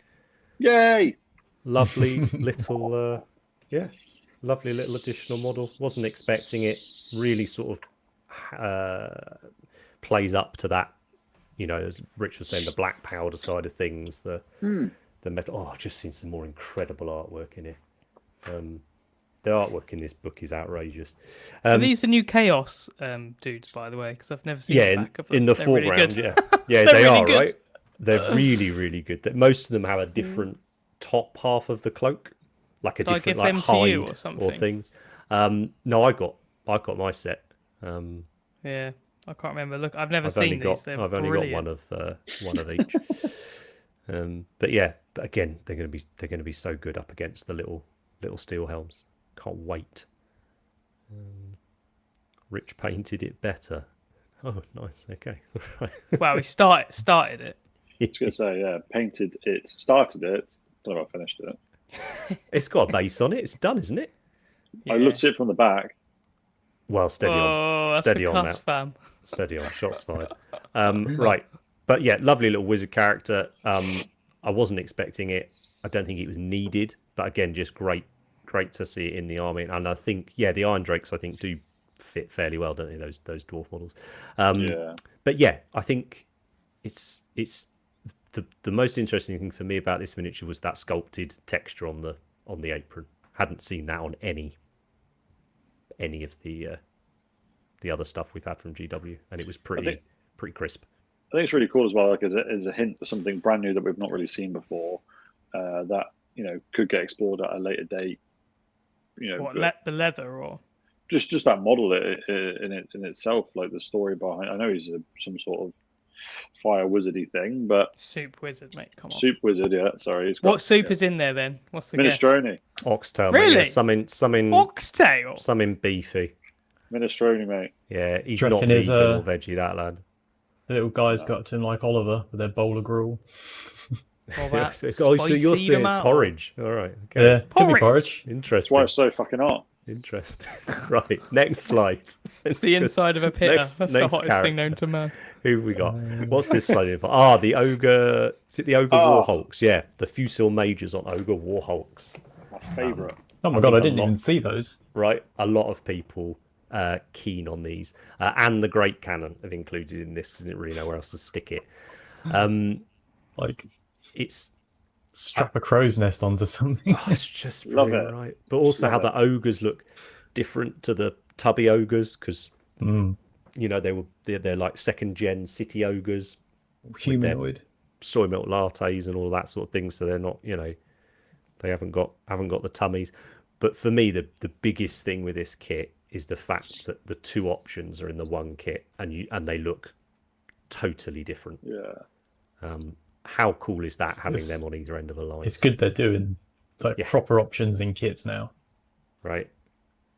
Because in like the bygone years, you'd have to buy one kit and then the other kit. Yeah. I think it's probably my second favorite model in the range. Yeah, it's cool. It's really cool. I love the fact that it is, you know, an abhuman dude that's dressed in the same way, because it links back to what I used to do ogres way back in the day, that, you know, some of them would go and live in the cities and they would adopt all the clothing and the mannerisms and stuff. So for me, it's a really nice nod to that, but a really nice new model, and it just looks badass, basically. I really enjoy that Oshar is apparently a thing in the Cities of Sigmar universe. They've got a nice little safety rope behind him, make sure he don't fall out. Well, you know, that's not there's a level probably of a bit detail, of kick though. on that long rifle. Yeah, but I think it's cool. I was thinking it's such a cool idea. When I saw it for the first time, I was like, yeah, that's a bit of me. It really helps you imagine them like walking forward as an army, right? And then having the different heights. Whenever you see any movies where there's like a troll moving through the wads of troops and stuff like that, it's super cool to have something that isn't like not like a big centerpiece monster, but it's just like this bigger thing they have a couple of. I just really like that. Yeah, I think that's it. We were saying with the Manticore model, like, I feel like the little characters like this are enough in a way, that are just a little bit different, and it's still your eye isn't instantaneously drawn to them, right? They just enrich the whole look of the army. I didn't notice them at first when you first sent this picture across. I mean, I don't know if that's Where a have good you thing or been, a bad Matt? thing, right? I've been off the internet. I've been ignoring it. But one of the other reasons is there's, you know, it's got the cannon in. You've got a lot of the Fusiliers in there, right? So if you want that black powder focus for your army, you've got a good idea of what it looks like here. And again, the story those miniatures are telling you in this photo. This is probably one of the least dynamic like photos in the book, but it's still telling a great story. Well, this looks like you could actually play this game without. I'm pretty sure. Your this is YouTube how you lights do it, out right? or whatever. Yeah. Elliot saying, "I wish they had them as their own unit." I mean, who knows, right? Like, if people buy lots of them and they're popular, I could absolutely see them giving us more Warhawks. And I think that loses its charm. I like the idea of one amongst a blob of 20 or 30, really, rather than like a unit of 5. Because I think that's what's cool, is just having one that breaks it up. But if they're like a unit of 5 operating on their own, I think it takes away from that. It should be supporting the other dudes, in my opinion. Not that it matters. Also, just to point out, you know, we talked about the big dudes, but that cannon, the detail on the cannon, the crew hold like the different things that they've got, and the detail to the bits that they need to actually make it fire. Like that's the Has the he sort got of lunch shit for or me. something? Is there something funny like he's got some lunch or something? It's the packing, the wadding to put the cannonball in. Yeah, it's not lunch. well, he's also got a little cider That flagger, was something I hasn't couldn't he? remember. As well. That's it, cider. Yeah. See, he has got something to Yeah. eat. Cider. I was like, I swear He's got a a bed. flagger. Yeah, right. I knew there was something cool in there. Thanks, Henry, for bailing me out there from ridicule once again. It's good to go on to the cannon, because I think this has been one of the ones that's been less immediately like sort of gushed over, but as a piece itself, it's just a diorama. It's a 1990s what's his name, Matt Parks diorama, basically, as a model. It's ludicrous. It's just brilliant. And again, just repeating the themes with the shields and all the rest of it. But I just can't get over the level of attention to detail, maybe is a better way of putting it. Love. to It's just- tie it's just everything love, isn't it? together. You know, there's whoever's led this project, I think, has done an outstanding job, because it's like when you get a good editor, you know, or a good music producer on an album or something like that. That's what this army feels like. It feels like someone's had an overarching touch on it, and they've really they've brought the best out of everybody. They have a very deep understanding of where it needed to go, right, and got it there. I think. Sorry, go on, Rich. I was just going to say, just on that level of detail of the amount of research they will have had to do into how like cannons actually work and all the shit you need for them to actually get them going. And you can't just have two dudes pushing one around the battlefield, making it fire really quickly. That sort of thing for me just instantly puts me in that world. It instantly, like, that's my buy-in. Like, I buy into it now because the amount of detail that they've put into it. So yeah, it's amazing. It is. So apparently Seb Perbert was the design lead. That's why it's amazing. No surprise really then that they've turned out so well. So I think there's a handful more character slides to come. Sorry, I'm just conscious of the time. So then here's this bizarre little unit that, again, we hadn't seen anything of. The book came through as part of the review box. I was flicking through seeing if there's any new models, and then what on earth like is this all about? And this is an idea I really, really hope we see in more armies. Space Marine Command set, mate. Come on. But it was right, and you can attach them to different units. We've seen it with a few things, like we had the Gobberpalooza, if you remember that from the Gloomspike Gits. Nah, that's a 10 out of 10, that box, isn't it? And it's just, I guess it's just this way of them just showing off all these amazing characterful models. That you can use in your army. Like I always enjoy it when they give us they give you a miniature that tends to often it's got like a little familiar or something with it. Even the marshal, actually, in this this army, his lad that is with him is nothing. That isn't a model for gameplay purposes, but they've given you it because he's effectively a marker. I just think it's such a cool idea. And so to go ahead, and I'm desperately searching through to try and find out what the flipping name of these things are. But they give us Dragon Man, Assassin Man, Flag Man, this bizarre unit, right? Of easy of additional characters.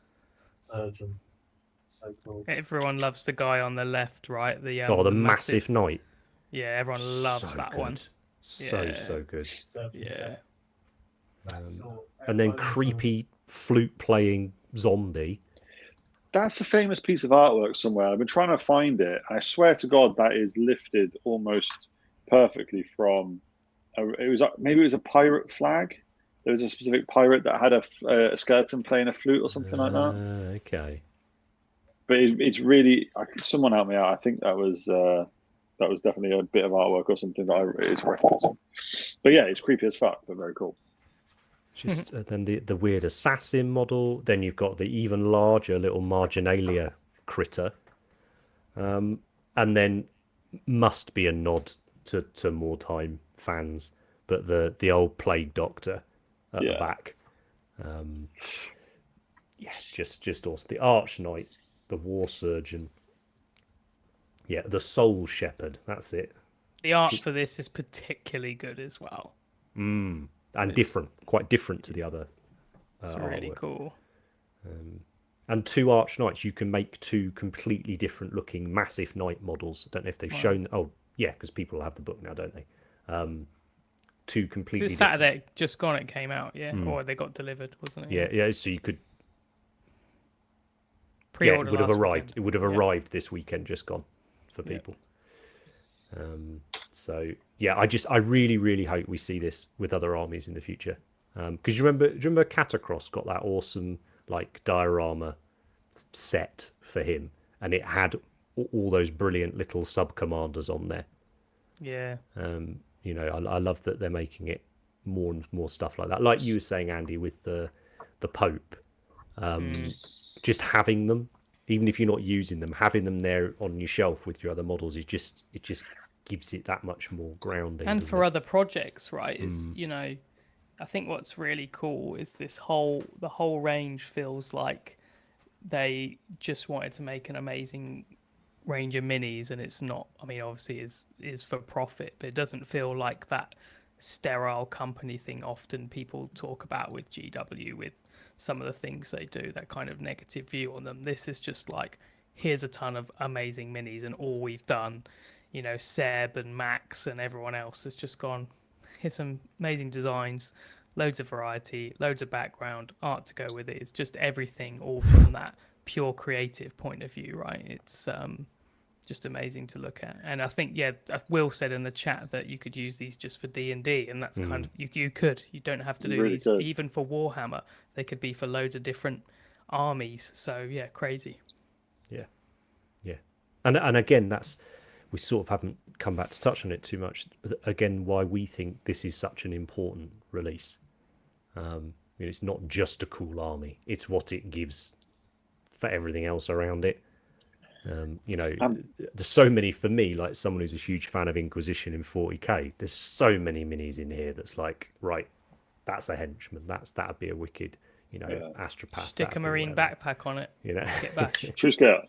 True scale. Hashtag true Stick some scale. Terminator legs on them. Yeah, love it. Right, 1, 2, 3 more slides, I think. Am I right? Yeah, 2.5. We've got the best coming up, haven't we? Right, we do. The Marshals and T-Boy.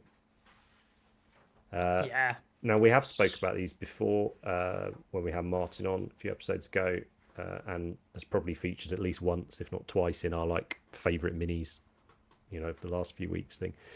But yeah, the Marshal kit. 10 out of 10. What more to say, really? Yeah, is tons of options. Create your own. Again, very easy. You can use other heads off the other kits if you want to. Have you built the Squire Boy? No, not yet. But I was going to say, make sure your friend has one as well, so that when you break off the helmet crest, they can send that to you. I think the Squire Boy's 3 bits. Right. I think, or maybe the Choir Boy has no options, does he? But it's insane how good it is, does, and it just goes 1, 2, 3. I was blown away building that mini because I was like, oh, right, here we go, building mini is going to take forever. I'm like, that's all the bits for him. Oh, this slot's there, bish, and it covers all his seam lines and stuff. Even when you build the Marshal, you do the bottom skirt, and you're like, oh my god, these seams are massive, and then you put a bit over the top and it covers it, and you're like, oh, don't have to sort Smart. that. Yeah, incredibly designed kit, and just summarizes everything we've been saying, I think. And we said it before when we showed this mini, but it's kind of the right side of realistic to be more immersed in Warhammer, because I find, often I joke and say like that looks terrible and whatever, but actually what I'm meaning is it struggles to get me immersed into the world, because it doesn't.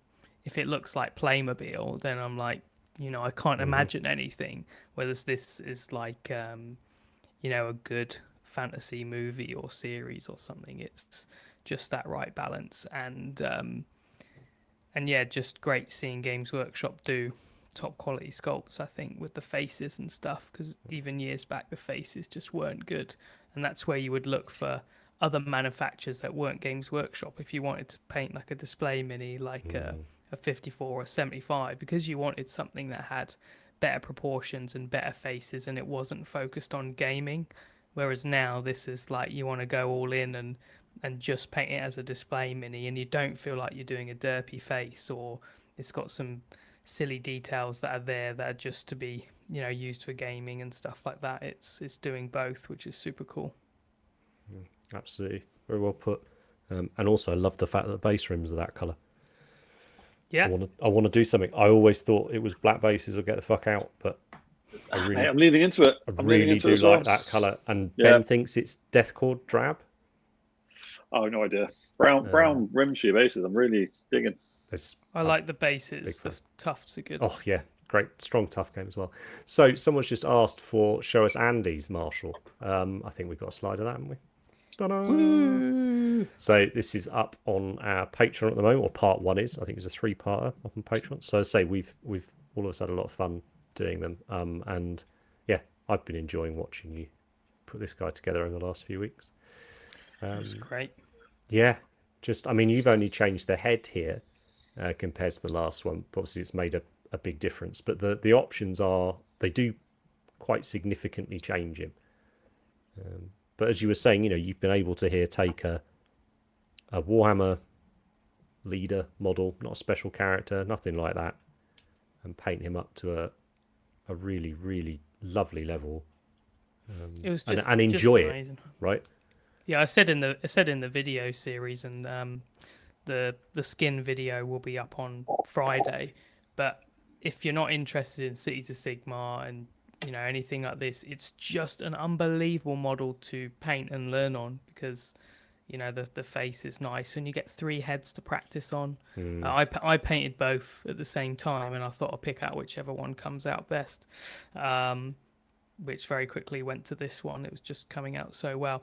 But yeah, just such a cool small project, and the time investment's not massive as well. I loved that I could kind of make it look how I wanted, because I saw Cities of Sigmar and I knew what I wanted it to look like.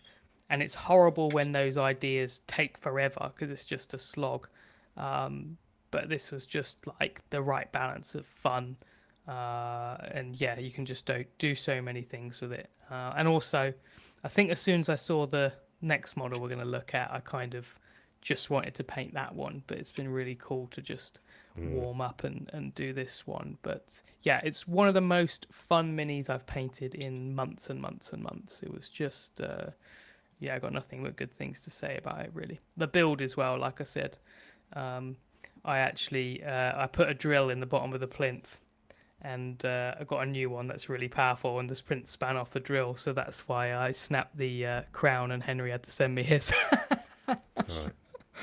Right. Well, I'm very keen to paint up the next model that we're going to show. This is the final one from this range. But yeah, I just... Yeah, I mean, it's just very, very good. We've already put it in our future classics, which is our last episode, which is something I want to talk about on the next episode, because there's been one model that has been consistently shouted at that I think we might have to consider adding to the list. But for now, the Very cool. almost perfect miniature. Yeah. I think it's in the minimum top 5. Probably top 3. But again, this, we're saying, you don't necessarily need a massive manticore to be a centerpiece. Actually, you can just have this lad, this tired man, on this horse, as your centerpiece, and I think it would still look outstanding. Love it. I really want this kit a lot, and I'm actually like not scared to paint it. I can't wait. I don't know what I want to do. I can't wait, mate. I had a really nice reaction to the speed paint video for the cities, but I would love to be able to spend more than a couple of days on something. So yeah, I think we might do a 2-part or something on this lad when he's when we get hold of him for the tubes. But I can't wait to see different people's interpretations of this model. I really, really think it could go on to be the model of Age of Sigmar. If the artwork for this or the photo of this was on the front cover of some special edition, or was a big poster on the wall, and you had silhouettes or whatever of things around him, the bad guys and all that. I don't think there's been many things they've done that have summed up a range as well. Dan just put in the chat, it's even got horseshoes on, which I hadn't even noticed. It does. All right. I always have to paint those on. It's right pain.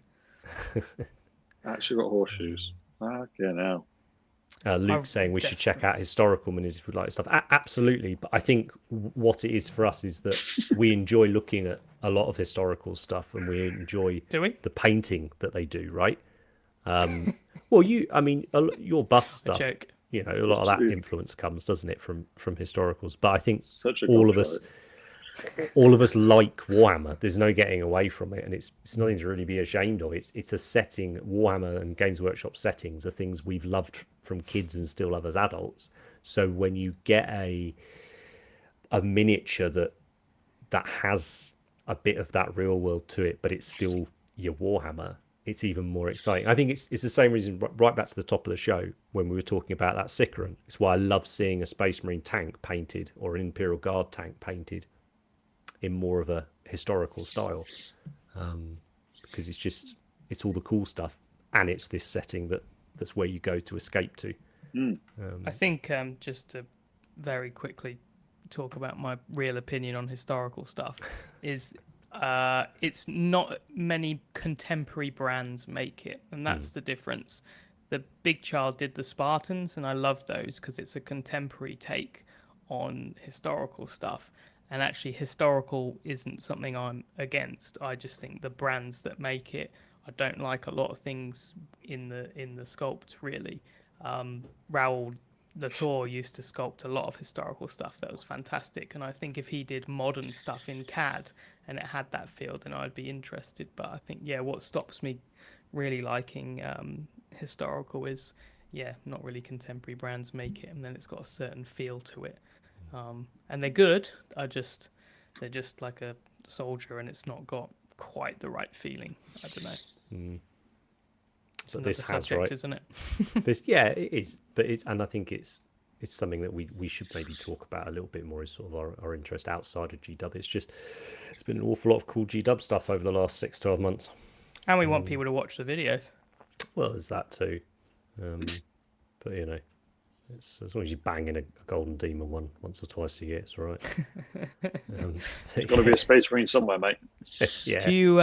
Do you think there's many options in this kit? We know there's 2 heads, but do you think there's like a lot of different weapons I've seen a or little something like bit that? more than that. Let me have a look in I the don't book. think there will be. There's one they sword painted armor up in the yellow scheme, the not living city. That's the green guys.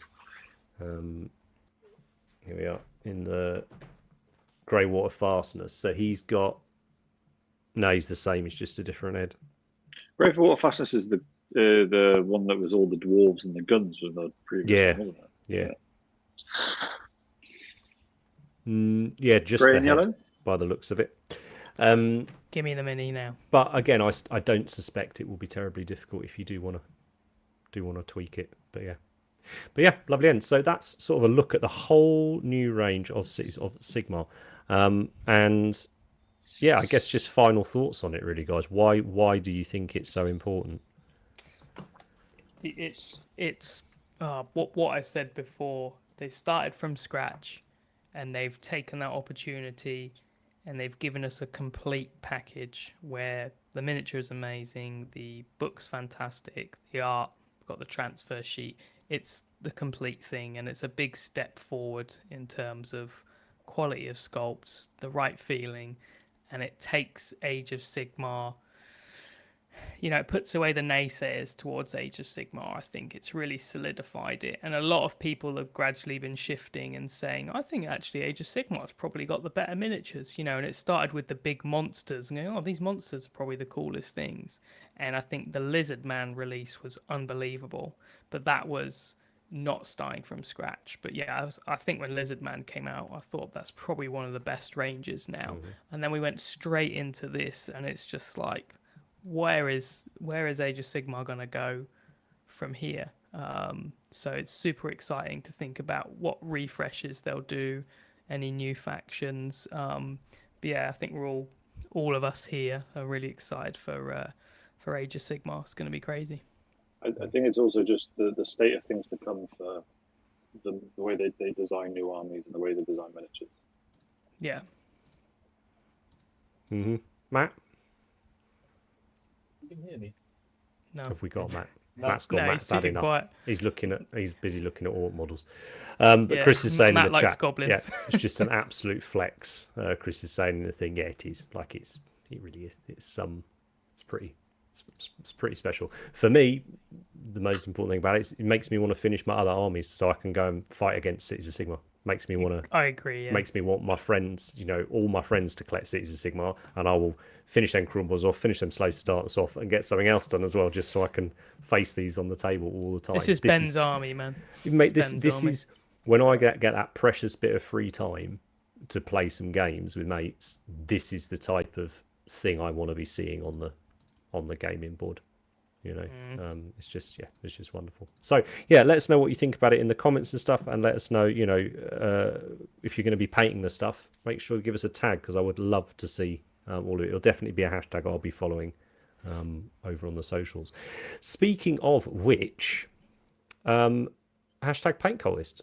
Let's see what everyone's been up to. So if you fancy exposing yourself to maybe some different miniatures ranges or different painting styles, just by some accounts that you don't normally come across with the algorithm or whatever it is that's on your Instagram or on our Discord, then check out hashtag paint cultists. You've got 20-some thousand things on there now. Most of it finished, some of it whips, which sadly many don't get finished, because there's a few I've wanted to feature desperately, but they haven't got done. So didn't really want to stick whips up. And all I'll do is grab a couple and just chuck them up on the show. As I say, we'll make sure we link to all the accounts down in the description so you can give them a follow. Now, I picked these like 2 weeks ago or a week and a half ago, so you'll have to forgive me. I cannot remember why I've done it on most of them, I imagine. But there's always often nice stories to go along with it. What's up first, Matt? Oh my goodness, have we still got Matt at all? We have. Oh, go on. Speaking of the Seraphon, go on. This is your buddy Paul. I realised when I saw this is Go on, lad. Good lad on the account name as well. Always like it. Haven't got two things to remember then. Yeah, you know, Seraphon, as Andy said, incredible release. Maybe slightly overshadowed by the 40k drop, and also I guess not everybody necessarily likes Lizardmen. You know, weirdos. Yeah, it's a maybe more of a niche faction, but some of the nicest models that I've built and painted this year, hands down. You know, I think the Eldar Guardians were probably the ones that I enjoyed the most before I got to do some of the Seraphon stuff. It's just been amazing, and Paul's getting through it. From what I can gather, he's doing done the army 10 of that the I want to do. skinks as well. Done all which are mounted. crazy. Lizards riding dinos. Got to see it go up against Ken, no less, last Saturday. So it was Paul versus Ken, and Ken had his Nurgle maggot kin. Is that what they're called? Nice. That we've put on our Instagram, on the cult Instagram. But yeah, unbelievable getting through all that mounted stuff. 6 of these and 10 of the skinks. That's just bonkers. That looks incredible. So I've got them built in a box, literally just off to the side of me here. Right, what's up next, Matt? No, the Temple God didn't get resculpted, sadly, Luke, but hopefully next time. Whoa. Oh, one of our favourite accounts, Joshua Lai. Walrus living his best life. Enough said. That should have beautiful. been the city's monster, someone riding a massive walrus. That's what Rich wants. That's what Rich wants. There was some walrus. when 3D printing really, or 3D sculpting, I should say, really was taking off. There was a company that did like an ogre army, and I'm sure it did, and it was all like ocean themed. And I'm sure they did walrus riders. I bet Andy loved that. Well, is it who did the walrus monsters for Mercia Miniatures? Was that Alan? Alan did a lot. For Mercia, yeah. He's done some great walrus minis. But yeah, this is lovely. And if you go and have a look, I think it's about the size of your thumb. So it's not a big mini. Just lovely. Lovely, lovely, lovely. Oh, there we go. Thumb for scale. So great account. Yeah, it's one of the best. Really, really recommend. What's up next, Matt? Oh, that's cool. Oh, really cool. Good account name. One of the reasons I wanted to show this, not just because I really like the content of the miniatures, I think it's super cool. I'm just loving, and I say it quite often now, I'm loving the effort people have started going to with like presenting their miniatures on social media now. I love seeing them in situ and stuff. It's just brilliant. And yeah, this is just, it's weird. And I believe you can buy them as prints, resin prints. So yeah, go and check out the account if you like the look of these, and do your own versions and tag us, because yeah, it's great. It's kind of how I imagine Rich after a few beers. I've never seen drunk Rich, but Andy often tells me It was stories. your man at the start in the Age of Sigmar with the 10 faces. It was your man. There we go.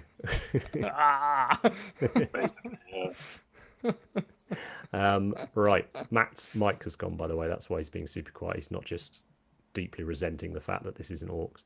What's up next? But Sounds like you're at my house trying to speak into your microphone. oh, Pan's Attack, another account I know Rich is particularly fond of, but this I thought was outstanding. Yep. First one of his Incredible. kill team nestled up next to some of his. I just love it. Perfect. How good are those Pathfinders? Favorite Tau picture I've ever seen. Yeah, I reckon. Yeah, it's Pathfinder. So Just brilliant. Apart from Luke McFarlane's battlesuit, that's numero uno always.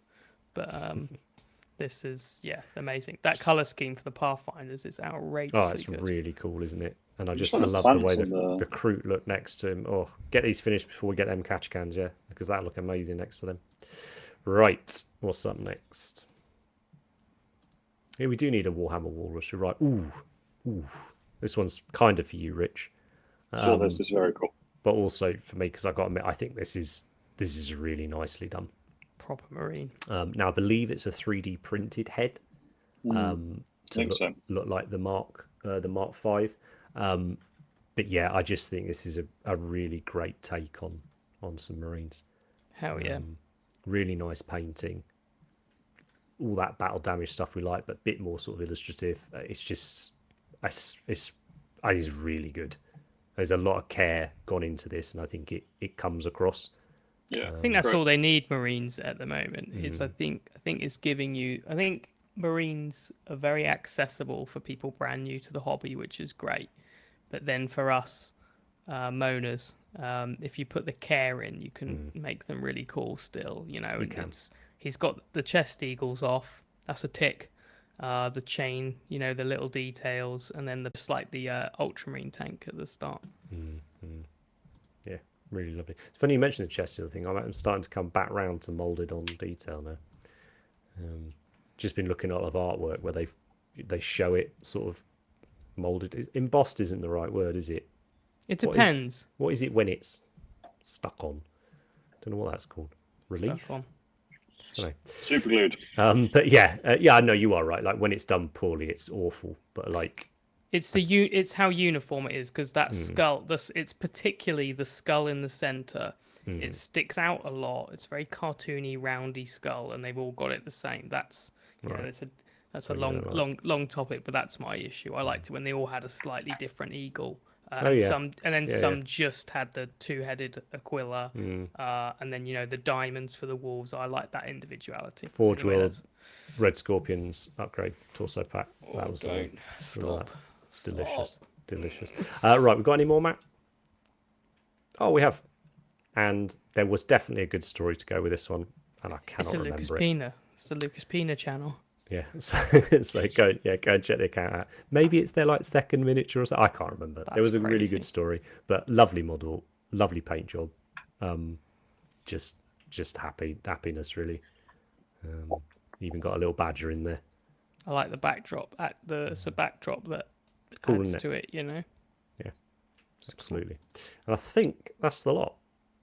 Which brings us out to flipping nearly a 2-hour show. What's going on with these shows? We need to get back to the hour and a half or so. But if you want to get in touch with us, if you've got an idea for an episode or an account you'd like us to feature, or you think we need to take a look at, then you can find us on all the usual places, including things like Patreon as well. As I say, a lot of Cities content from us at the minute. Go and check that out. We've had a lot of fun doing them, and can't wait till we get that next wave, which I hope isn't too far away. But I don't know how I feel about this. Like, you get the box and then got to wait X amount of months for the rest of the minis. I don't know. Yeah, but if you're a good boy, you've got to finish the box, and then it's nice. But no one fucking does that, do they? Someone does. Does anyone? But it's good though, because if you get all of it one go, it's intimidating and it's fucking like, I'm never going to do this, so why bother starting? Yeah, I think it's good. I agree. There we are then. I'm fine. It's clearly a democracy, so you guys are right. I wouldn't have painted the single man if the horseman had come. So it's And there we go. So, but yeah, thanks for staying with us on this one, guys. I know it's slightly longer, and I hope you liked the sort of topic as well. And if you did enjoy it, let us know, because we would like to do it when you get significant range releases in the future. I think it's something we'd like to touch on. So we will be back in a couple of weeks with the next episode. Anything else you wanted to add, guys? Are you happy? I'm very happy. All good. Right. Well, hope everyone gets loads of painting in. Tag us if you do your cities and stuff. Thanks, chat. We'll see you next time. Bye.